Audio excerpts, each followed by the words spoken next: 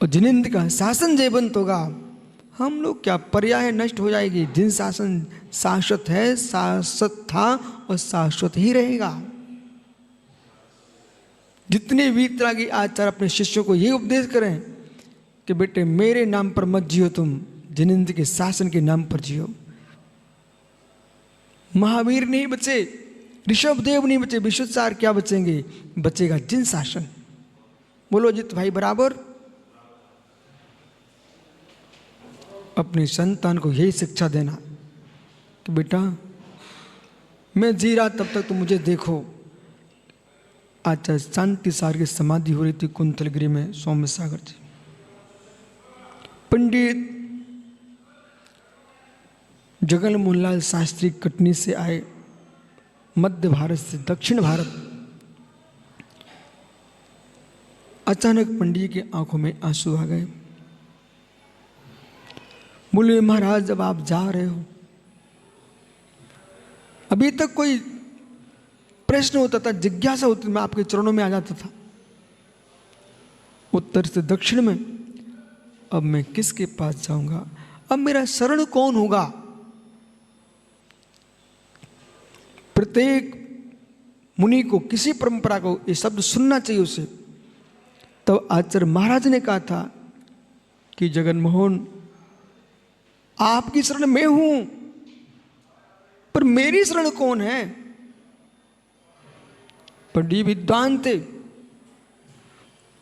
स्वामी आपकी शरण वीतराग धर्म है।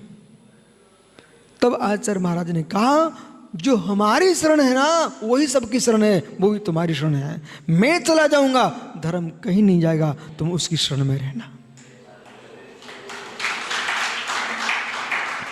इसलिए आप तीनों को उपांत काल में अंत किसने देखा, इसलिए समझा रहा हूं। संपूर्ण निर्गंतों का विनय रखना, अरहंतों का विनय रखना, जिन वाणी के विरुद्ध न बोलना, न विरुद्ध जीना, न किसी को जीने देना। जो जिन वाणी के विरुद्ध जी रहा हो उससे मध्यस्थ रहना, निंदा नहीं करना। पर जिन वाणी के विरुद्ध जी रहा है, साक्षात दिख रहा है, मध्यस्थ ही रहना, चिपकना नहीं है, अन्यथा आगम का अवनवाद हो जाएगा। यही आप तीनों के लिए शिक्षा है। पर जो सूत्र यहाँ लिखा है इसको बार बार ध्यान रखना। संकल्प साम